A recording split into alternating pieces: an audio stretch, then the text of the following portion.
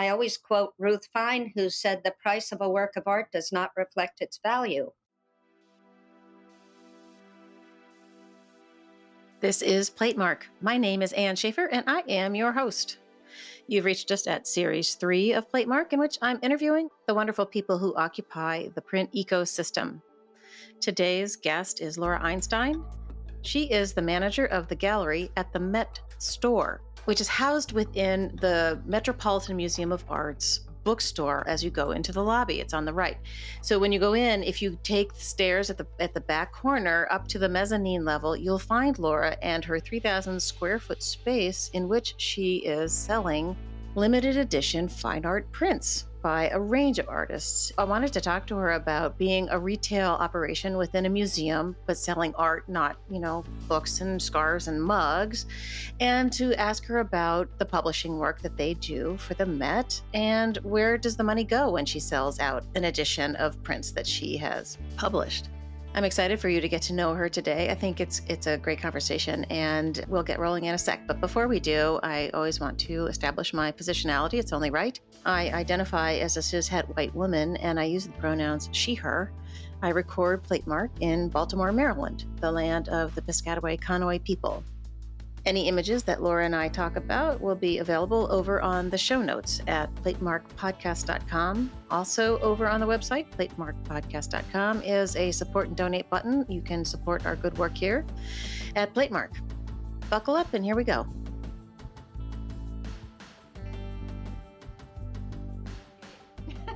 Hey, Laura, it's great to see you. Thank you for coming on Platemark.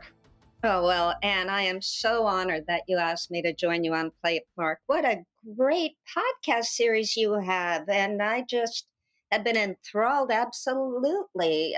Tom, Huck, and True. It was like I was taking an art history course with you, a printmaking course, and they were just riffing, and it's Ghent, not gent, and, riffing on 16th century, the dates. True had those dates down, and what Huck is doing, referencing the symbolism and the predella and the this and the, oh my God, it was so rich. You've just done such a great job. And your voice and your diction and the way Thanks. you did is so fantastic. So I am truly honored. Oh, thank you. It's my pleasure. We're new friends, but I'm so glad you found me when I was wandering around New York this year at the print fairs, because I feel like we're kismet peoples. Like we have this thing. But Well, thank you. of course, can you introduce yourself for our listeners? I am Laura Einstein, and I am manager of the gallery at the Met Store at the Metropolitan Museum of Art, a gallery, a 3,000 foot gallery that's been there since the 70s. And I'm the third one to run it.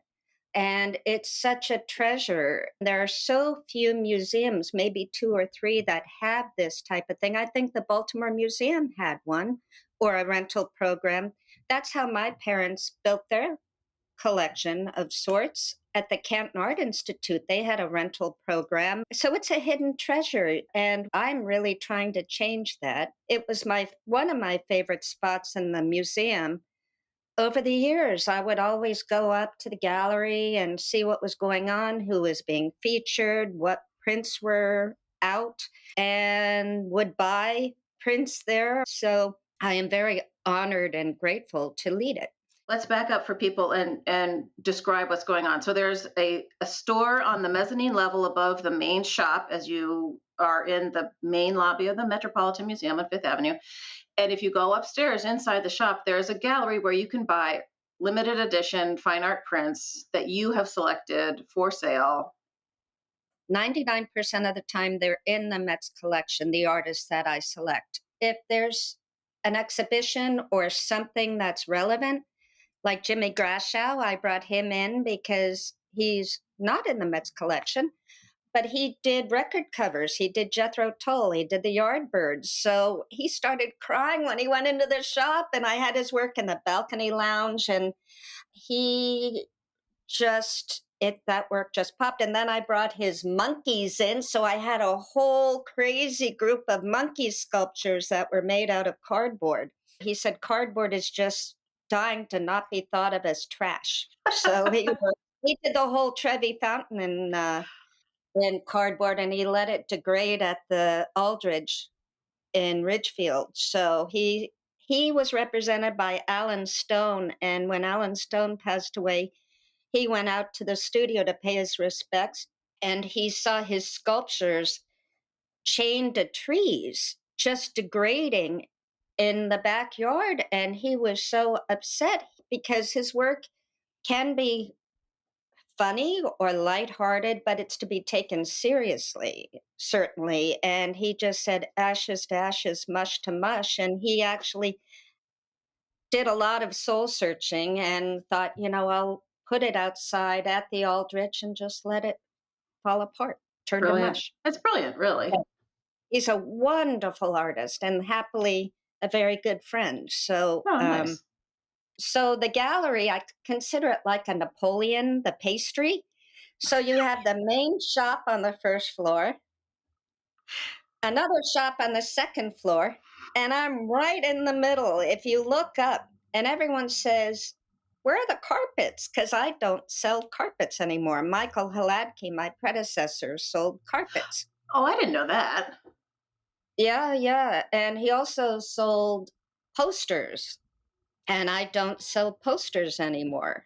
And I'm careful about that because I find daily that I'm describing what a print is. And people will come up and say, are the works signed? And I say, yes, they're signed. And well, we'll get into this in a second, but I thought of calling the talk, if you have a theme, I've already given it a theme, plates, prints, and people, colon, the gallery at the Met store.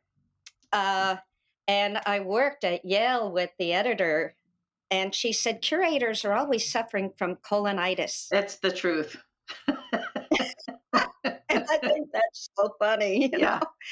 da da da, colon, and then an explanation. Yes, So, the anyway, discussions of exhibition titles at the museum were always, is this the pre-colon or the post-colon part of the title? It was endless, endless titles with colons. yeah. Well, I Yeah. love vinyl lettering. Oh, we're all Little museum vinyl lettering geeks. make an exhibition just so sexy, snazzy. So, I just love vinyl lettering. Oh, that's hilarious. So I'm gonna true confessions time. I grew up in Connecticut, and the Where in Met. Connecticut? Well, we lived in we were talking before we started rolling about New Canaan and the Philip Johnson house where you were a tour guide for a long time. We were in An New Canaan. educator. Excuse me, an educator. We were in New Canaan for a hot second, but then we moved to Westport. So I basically grew up in Westport. And the Met was my mom was a painter. So the Met was our home museum. That's where we went. And we would drive in our VW bus, down the West Side Oh, Highway, I always love VW buses. and we'd park in the garage underneath, and we'd spend the day at the Met. And that was where we went. And I didn't know there was a gallery at the Met store. My parents came to visit me for Thanksgiving, and they said, "Oh, my daughter works in the Mezzanine Gallery. We're here to see her." And they sent the guards sent her up to the American wing. Sent my and I'm like, it's just even within the museum. But I am really working to change that, and with the rebranding, with the gallery on the website, with lots of events. So that's a work in process. It'll be nice once we get the database up so you can see it remotely, what I have in the gallery. So, yeah. So you would go to the Met often and didn't even know? Yeah. No, and in my defense, I wasn't a print person until much later. So that's my defense. Well, print people, I've taken print people also who didn't know it was there. So I'm not sure why, but it's been there since the 70s. And down below, you see kind of it was the disco era where you see mirrors in the ceiling The big brass stairwell railings and everything. Yes, it and the is. mirrors on the Mhm. side. Yeah. All of a Yeah. sudden, I'm thinking of the Eagles song, Pink Champagne on Ice. Yeah.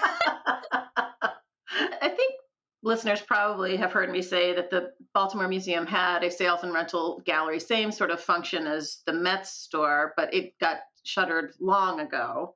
But that so many people in Baltimore will tell me when I was a curator at the museum that that was how they started collecting, that was their very first work of art was purchased at the Baltimore Museum's sales and rental gallery, which I'm sure you have the same experience in New York. Like it's such a perfect way to get into collecting.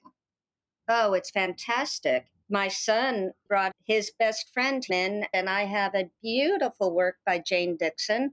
So he was able to buy a print from me. I gave him a bit of a discount, and he got a beautiful work of art, a Jane Dixon. And she was in the Whitney Biennial this past year, and she has a one person exhibition coming up in Europe. It's so nice when you see, I mean, she's consistently been a wonderful artist, but it's nice when you see that artists drop off the tip of your tongue at certain times and are seen everywhere. So I am so proud to be able to sell Eddie, my son's best friend, a beautiful work of art with a documentation sheet at a price. Everyone has their different, what they consider affordable. And I always quote Ruth Fine, who said, "The price of a work of art does not reflect its value." Indeed. And I repeat that again and again because prints are less expensive because you can make more than one, but the intentionality and the physicality is there. Many painters are printmakers themselves. One technique informs the other. Bill Jacklin, who I brought in, and I sold quite a number of his pieces. He's a Royal Academician, and he paints and prints at the same time. He goes back one to the other. And I really try to take the mystique away from printmaking, and I want people to find it accessible. I love listening to people when they're at the museum, their comments when they're walking around. I heard somebody once in the Van Gogh exhibition say, "Van Gogh's road is rather naive, don't you think?" And I thought, what? Oh, one day I heard these high school kids, they were on the first floor of the museum at 11 o'clock in the morning. They said, "Well, we've covered the first floor." Or, Oh. and I thought, whoa, that's like visit the Chevy Chase, doing the Louvre in 20 minutes. Oh my gosh. Nadine Orenstein, who's head of the Drawings and Prints department, has been very supportive of the gallery. She refers to it as a wonderful place to purchase works of art that have relevance to the museum and or works of art from artists in the collection, and the funds from it support the museum. So how good is that? Yeah, I mean, how does that work? The sales of the prints go into an acquisition fund directly, or is it more uh, dispersed? actually, we are selling a strike of a Homer print. It was done posthumously, and funds from that go to drawings and prints. But I either take work on consignment or I purchase it directly. And then I have an agreement with the artist, the vendor, and then I pay them. The rest of the funds, according to our agreement, goes to the museum. Huh. So, and I actually prefer to consign because I can do turnover. And, sometimes when you buy outright, you might have something for quite a while. But if I buy it outright, I mean, it's safe to say whenever I bring a work of art in, I'm sure it will sell. That you is know, your job, right? it's my job. Well, I bring something in that you don't know. Well, so Well, how do you decide who and what to bring in? That must, I mean, that's a big job there, right there. oh, well, that's been the one of the most gratifying parts of what I'm doing now. I've been in the gallery for the past 4 years. It's my fourth time at the Met. I love going to artist studios. I could look at art 24/7. I read exhibition catalogs. Yes, I do. I network. I said to Chuck Webster, I said, "Gosh, I've really been trying to get in touch with Tony Fitzpatrick."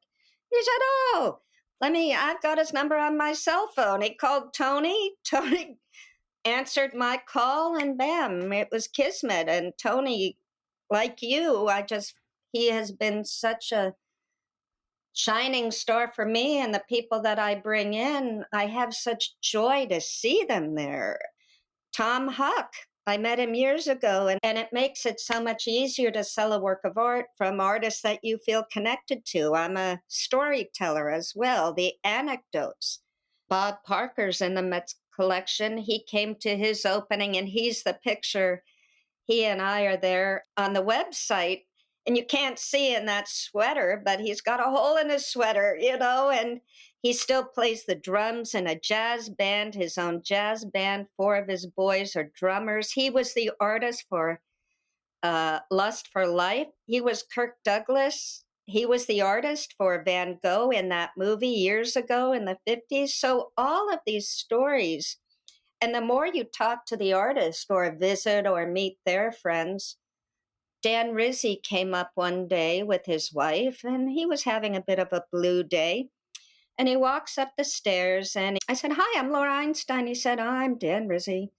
I said, "Dan Rizzi, I love your work. I saw your work at Tandem with Paula. I wanted to buy it. This, I'm going to buy it one day." And it just sparked something. And I said, "We've got to get you in." He said, "Yes, I'd love to be here." And I said, "We're reopening the gallery. Would you like to be the artist I reopen with?" He said, "Oh, that'd be great. How about if I bring in my friend Roseanne Cash and we'll do a book signing?" And I said, "Oh my God, we need a seatbelt." Yes, this is great. So I am very proud of who I have in the gallery and more to come. I'm reporting now to a fellow who had a great career at Target.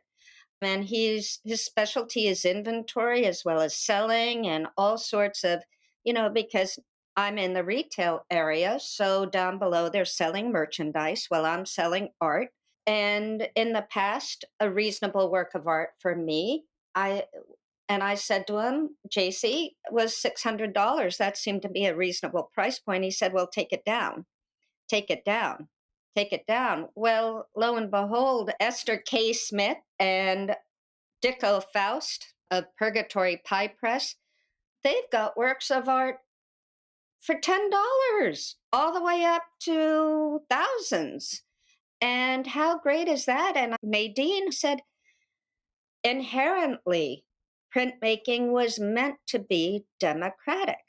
So again, the price of a work of art does not reflect its value. And some of the Society of American Graphic Artists are in the museum's collection, like Bruce Waldman and a number of others. And it also reflected an exhibition that was done in the 1950s.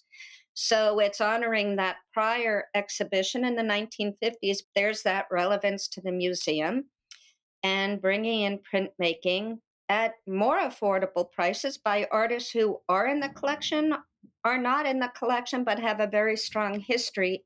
You have to be accepted into the Society of American Graphic Artists. Deanne Prozia, who's the president of Saga, was talking to Tony Fitzpatrick. He said, "I want to be a member of Saga." She said, "Well, you have to apply."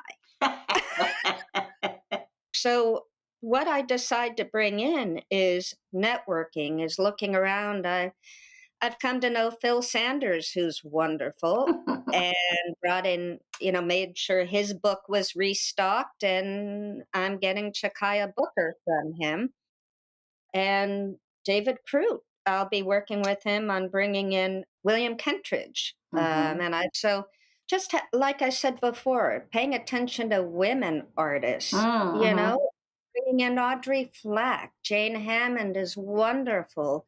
And there are many. Swoon, I brought in Swoon, and she gave me her Idaphones, which was based on music and sound. And I had wanted to do a print publication with her, and we were going to do it with Paula at Tandem Press.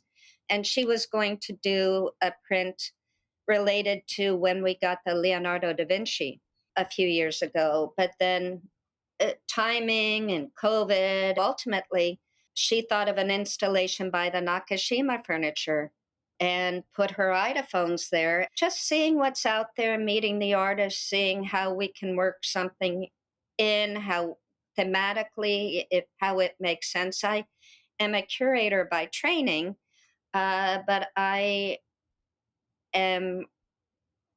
I don't know, do we like the word gallerist? It sounds so highfalutin or something, a gallerist. I'm a retailer, but I believe in what I'm selling. I'm sitting in front of Hopeful here. Charlie Hewitt is so great, and I sell his Traveler publication that was done with him years ago. I frame it, I sell it. I frame it, I sell it. It's a Mm, beautiful woodcut going through the press 12 times or so on Japanese paper, but I sell it over and again. The minute I have it framed, I sell it framed. So, and it's $800, a beautiful print. I sold it to my sister. So my sister just came in and bought some work. I said, Robin, there's no way you're going to buy art that's not good. You can't, and actually, my parents early on rented a Calder and a Dine from the Canton Art Institute, which is now the Canton Art Museum. right. So, but yeah, Well, I have a question sort of about the process behind the scenes. Where do you get things framed, and how easy is it? And then I do want to circle to you as a publisher for sure. yeah, sure. We also do framing. So I don't sell posters anymore. I don't sell carpets. I can't speak to carpets. Why have something you can't speak to? That's pretty, isn't it? I prefer not to do that. So if somebody wants a poster framed, we send it local and we charge for framing. That's a revenue source for me, framing. If it's a work of art, then we send it up to PSG in Boston. And that's been a long standing relationship with David Marks. And so we send it up to PSG, and that's another source of revenue. Always looking for ways to bring in revenue without overtaxing, for lack of a better word, the client, the customer.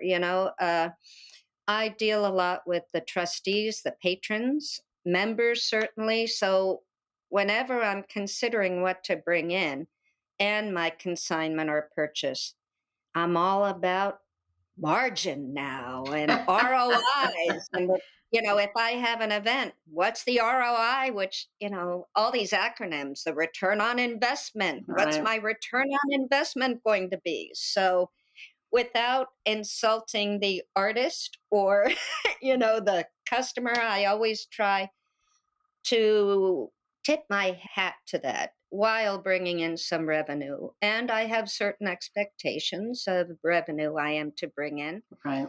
I try to meet that. Nadine Ornstein is the head of the drawing and print department, and she's got lots of people under her. In Baltimore at the museum, we had a support group for the department that were the area's collectors. Listening committee. Right. But in New York, I mean, your audience is so vastly different than Baltimore. I mean, I depend on the members of the Print Drawing and Photograph Society to be the bulk of the people who will come to the Baltimore Fine Art Print Fair, right? Ah, But in New York, it's like, you know, you throw it to the wind. Does Nadine have a support group, and do you work with we them? just have a visiting committee group. And actually, I will tell you about my love, Janice Orsman. Have you ever met Janice I have Orsman? not. I will introduce you to her. And if you ever do a visit, she's got the most incredible collection of prints.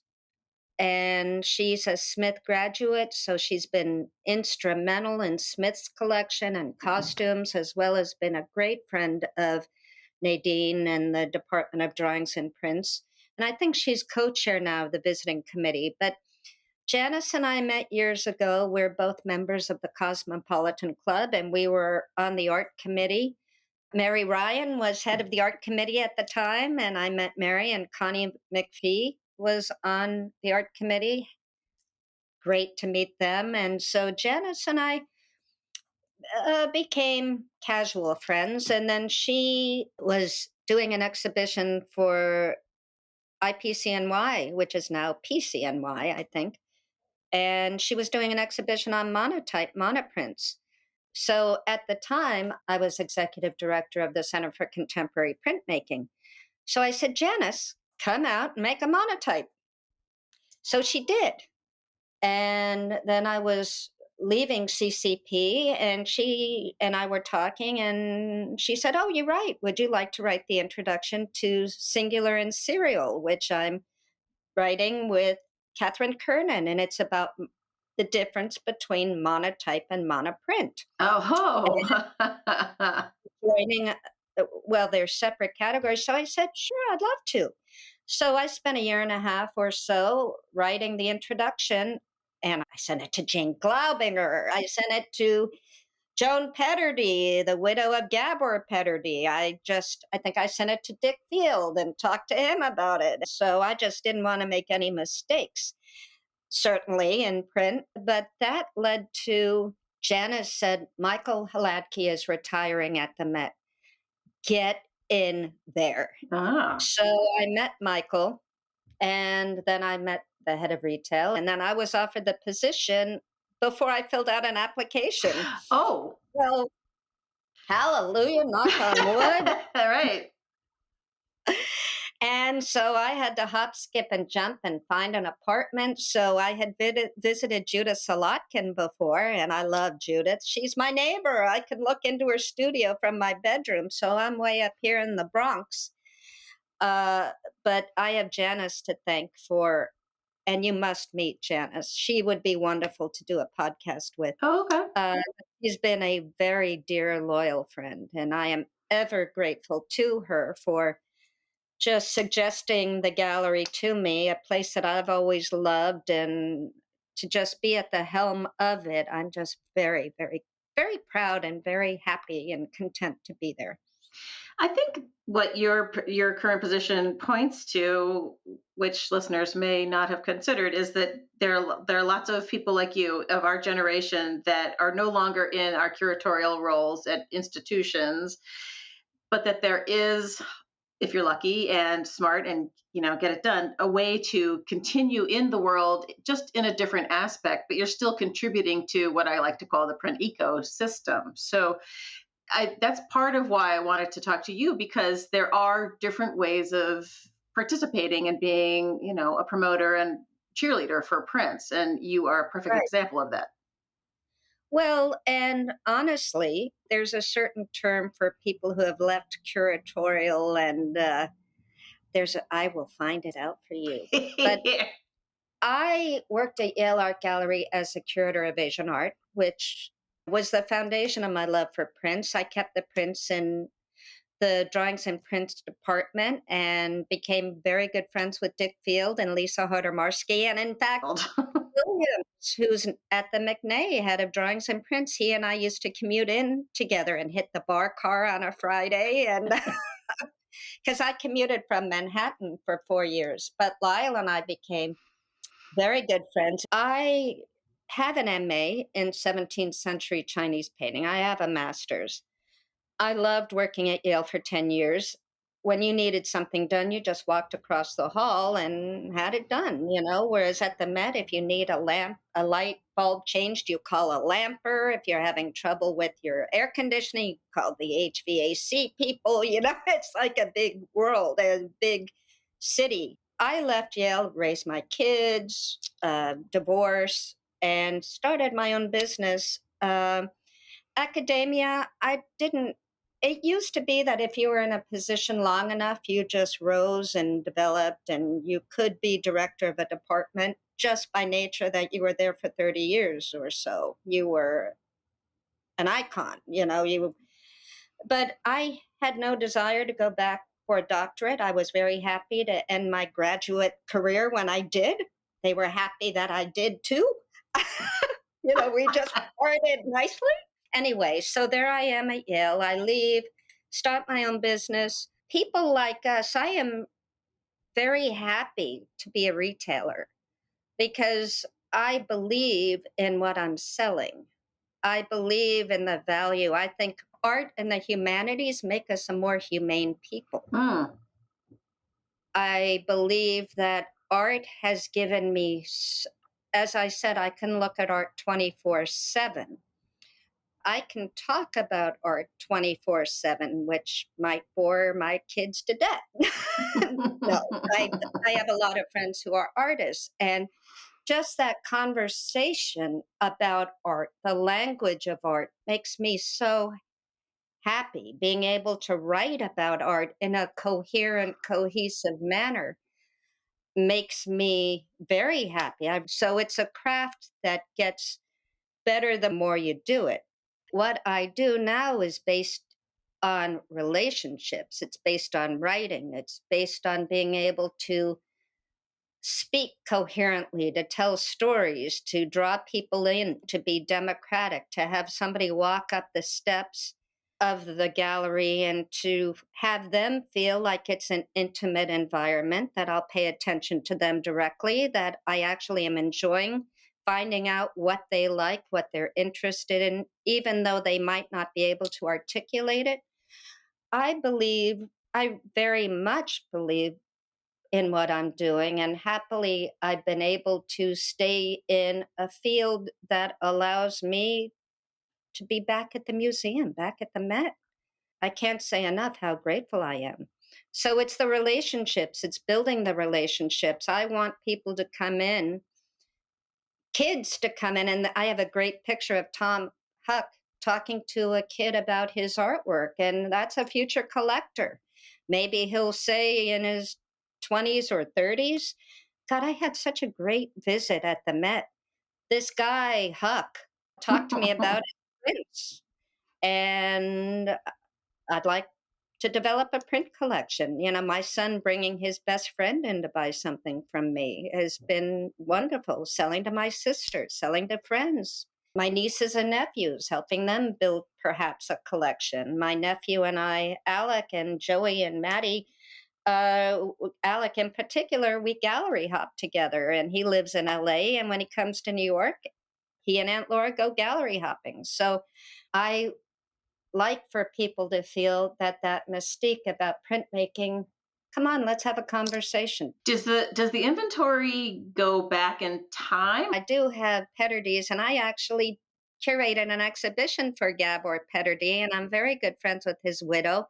And I actually wrote about Gabor's hands, and Joan liked it so much that she gave me a drawing that Gabor did of his hands. I've got it right there. Oh gosh.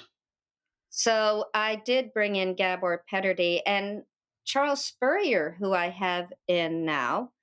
He was Gabor's assistant at Yale in the art department. So I've never met Gabor, but she lives in Norwalk, and I would regularly visit Joan. And at one point, she was on the board of the Center for Contemporary Printmaking. And I was on the board there for 6 years. I replaced a fellow who had been the head of the gallery, Michael, for 30 years. So when he left, and of course, retailers look at inventory and they compare it to what your sales are. And I had a lot of inventory, and I had to do a lot of RTVs, which stands for return to vendor. Mm. But it happened around COVID, and actually it was a good thing. Explaining to a vendor, many of them who have given us a lot of art, explaining that I am returning this to you now, but in the future, I will come back to you and be very judicious about what I bring in, and I'll keep it for a more limited period of time so that I can have a better turnover and so that I'm not sitting on works of art, because these are works on paper too. If you're sitting on a work on paper, you run the risk of having it damaged. Not to mention, keeping the inventory coming and going is a better idea for me, keeping the inventory lower and having a turnover. But I do have, and I'd like to bring back in Bruce Waldman, and I do have, and in fact, Leonard Baskin, Swoon had always admired the work of Leonard Baskin. So I surprised her and put his work up next to her idophones. And she was thrilled to see that, because it's nice to know who the foundation, who you were looking at. I did two publications with George Condo, which was an absolute thrill. The first publication I did with him sold out in 10 days. Oh my gosh. Renaissance musicians, and then I did a second one, a Midwinter's Daydream. When I started, I thought, boy, I'd love to work with George Condo. And so I reached out a couple times, and so it happened. He came to the opening, and he had a dinner to go to at his gallery at the time.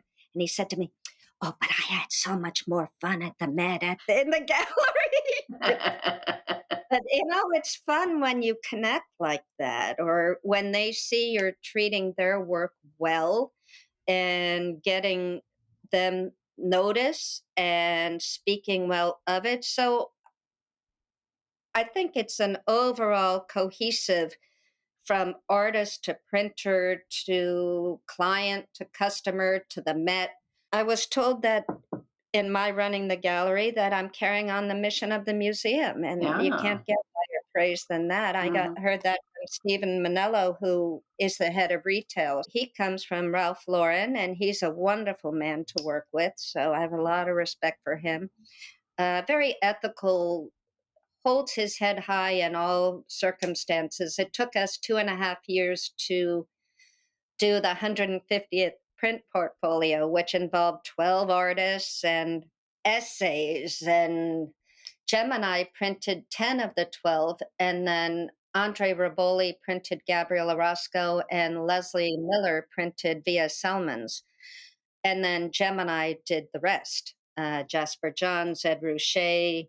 So that was 2.5 years in the making, and sold during COVID, 60,000 per portfolio, and brought in a couple million to the museum. So that was very gratifying to have that. Actually, when people buy works of art, I get asked every so often, will it appreciate in value? And I say, I'm not a Svengali. I cannot tell you. If I had those powers, my goodness, Right. I say, rather than thinking about whether it will appreciate in value or not, think about whether you have that aha moment when you're looking at it, whether it's making you happy, whether you have a visceral connection to it. There's only one piece or two, maybe, pieces in my collection that haven't stood the test of time. And it's been great for me. My son and my daughter, I said when they both moved into their apartments, select what you want. And actually, my son hung his himself. And I said, stay in your lane, buddy. The hanging and I do the installing, but it's nice. They both appreciate art. So it gives them a lot of pride too. When it came to the 150th portfolio for the Metropolitan's anniversary, were you on your own?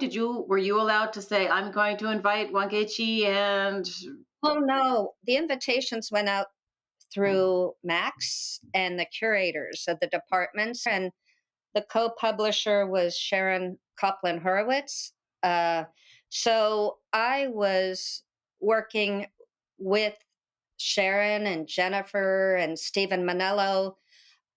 We were a team to bring it together, but the curators were asked who they thought, like Sue Bing. And I was struck by Russell and Paula saying that they gave Sue Bing his first exhibition at the Chazen.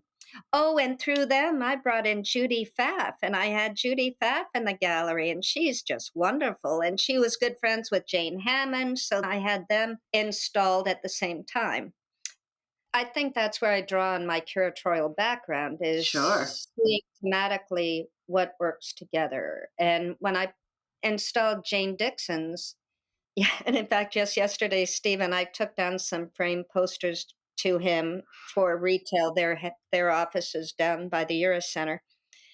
And I said, either I'll hang these for you, or Buster and David will. He said, well, don't we have to get the carpenters or the installers? I said, if that was the case, I'd be out of a position, because I hang it all generally myself, or at times I'll have somebody help me. But But I now have Kaylee Jacobson back with me, and we've done a staggered schedule, but I'm always there by appointment, or if somebody wants to come up and we're not open that day, I'll take the stanchion down and come on up. I rarely turn anyone away because you never know who's going to buy. But we're open now Tuesday, Thursday, Friday, Saturday, and Sunday. We're closed Monday and Wednesday.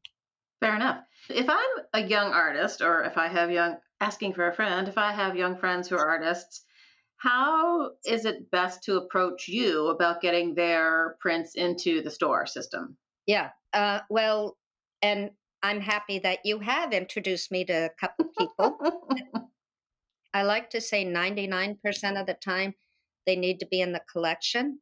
I am never able, and at times artists have approached me to get into the Met's collection, Mm, which I have no input on that at all. Zero, none, zero.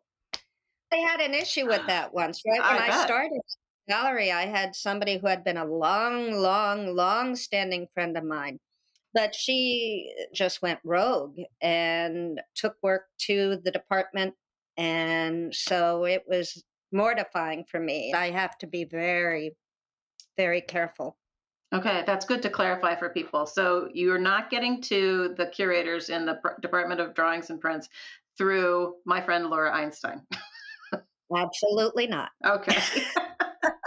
Good to know. I mean, I think that's fair. People, people try all sorts of ways to get in, but you have to, Nadine and Jennifer have to decide, and Connie, and whoever is deciding I things don't. in the contemporary realm. They have to. It's their job to find you, really, Yes, right? right. And they've been very generous with me, and I consider them colleagues. They come to the gallery. At times they might purchase something from me, but it's been a very nice relationship, and we respectfully acknowledge the separation. I worked very well with Jennifer with the print portfolio, and it's been a very nice relationship. I I'm think it's grateful great. for. Well, and they're lucky to have you, really. I mean, it's not only does it have an incredible storied history, but it's so great for the print world to have a resource like you in New York City, because I mean, there are print galleries obviously, but they don't always have print shows up, and it's great to be able to walk into the Met and have a go at all these wonderful things you've got brought in. One of them said the museum was lucky to have me. For that, I'm very grateful. They trust me, and I trust them, and it's so. That's great. Well, yeah. So, aside from the portfolio in which you were working with the curators and other people, you have published individual things, and you've used people like Greg Burnett to be the printer, the contract And printer. Andrew Mockler and Peter Pettengill and a number of Right. others. So, how do you just say, "Hey, I'm going to publish something"? I mean, how does that work? Well, I asked the artist if they'd like to publish with me. And when you publish, generally, I pay the cost to make the print publication. In some instances, the artist has, but it's considered a profit share. Generally, I pay, and then once the work sells, it has a stamp on it, the gallery, and it has a documentation sheet from the gallery. So once you've recouped the cost to sell it, I start to pay the artist. Number one in the edition always goes to the Department of Drawings and Prints. So number one of the condo, both of them went to drawings and prints. Number one of the Chuck Webster went to drawings and prints. And there are others that I have one very exciting that's coming up soon, which I will tell you at some point. Knock on wood. The print portfolio, working with Gemini on that, I have a beautiful photograph of the block that Via Selman's worked on. It's like this. It's so small, but it's such a joy to see the block that it comes from. And even going up to Peter Pettengill's in New Hampshire to see the etching plate and here Chuck Webster, that area needs to be brought up yellow. That needs to be an egg yolk yellow. This needs to be struck out. He's agreed to give that plate to drawings and prints. So Oh, nice. what it's so wonderful when you visit the printer and see the actual plate that it emanates from. Isn't that just a joy? Hmm. For sure. So, I love a plate. yeah. And many museums won't acquire them. I don't exactly know why, but I was always an advocate for acquiring the plates because what better way to tell the story of the making of the thing, right? Yeah. So, and it helps you understand it. And I'm not a printmaker. Are you a printmaker? No, I help True print in his shop. I'm the extra pair of hands, so I'm Oh, learning, but I'm not a creator myself. No. yeah. So, can I turn the tables and ask you a few questions? Oh, sure. But I just before we leave, before we leave the publishing thing, do you have to get permission from anybody up in the stratosphere at the Met to say pull the trigger on George Condo or something? Well, it is a conversation in that I am spending money from retail to do this. If I make a case to publish with an artist and I believe that the ROI, return on investment, will be a good one, then I generally can do it. Okay. But I will say I do have inventory of publications that continue to sell, like the Charlie Hewitt. It's a beautiful publication. It was done years ago, and I continue to sell it. A publication doesn't have to sell out in 10 days, it can sell over time. Right. And even though it doesn't sell out, you're bringing in revenue. And once you've recouped the costs, there are some that I'm already paying the artist because we've sold enough that now the artist gets paid as well. Right. It's a long game, really. It's a long game. Yeah, Mhm. it's a long game. And, whereas if you're selling merch, you sell that shirt, it's gone. Well, it's the long game for prints and publications. Yeah. Yeah. All right, your turn. Okay. So tell me about your career at Baltimore and the print fair and your wonderful advocacy of printmakers Oh and your gosh. network. So that's a loaded question. Well, I want to give I've to you and your incredible expertise, and you are just such a treasure. So, oh gosh, thanks, Laura.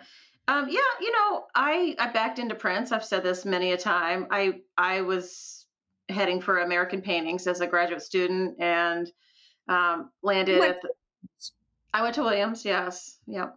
hard school to get into. Oh, Congratulations. thank you, thank you. It all worked out. Yeah, so I backed into Prince through working at the National Gallery in their Old Master Prince. Was I in that? No, I was in Old Master Drawings, but everything was together, and so I was the cataloger, and I kind of backed in that way. And when I got to Baltimore, because it's such a smaller department, you had much more freedom to do a little bit of everything. Right. Wear many In- hats. right, including at the National Gallery, I did that thing, and I never did anything else. And in Baltimore, one of the things that I took on, which I had never done before, was the teaching in the study room. And that's where I met True and started working with him on his history of Prince class. And boy, what an education. I mean, there's nobody better to teach it, which is why we're doing the series of history of Prince, because I felt like once he stopped teaching it at Micah, it had to be, we had to get it on tape. So it's ongoing. But anyway, that's where I really learned everything, was just soaking up everything that came out of his mouth. Yeah. But you also you studied Hayter, didn't you? Well, that happened at the Baltimore Museum as well. Like, it was funny enough, not a hater that spurred the whole thing. My colleague Rena Hoisington purchased a Nina Negri print. Argentinian artist, worked at the atelier in the early part in Paris.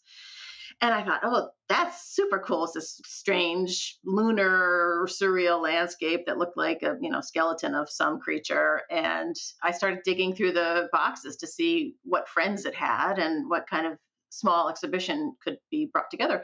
And that started the whole thing. And I just kind of went off on Hater. And yeah, I don't know.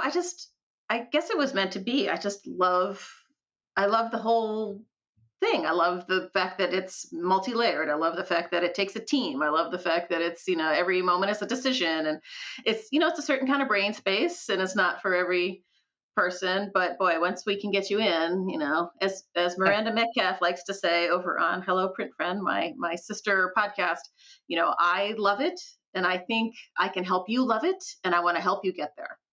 Yeah. Oh, that's great. Right? And what Like about, that's what we're doing. yeah, yeah.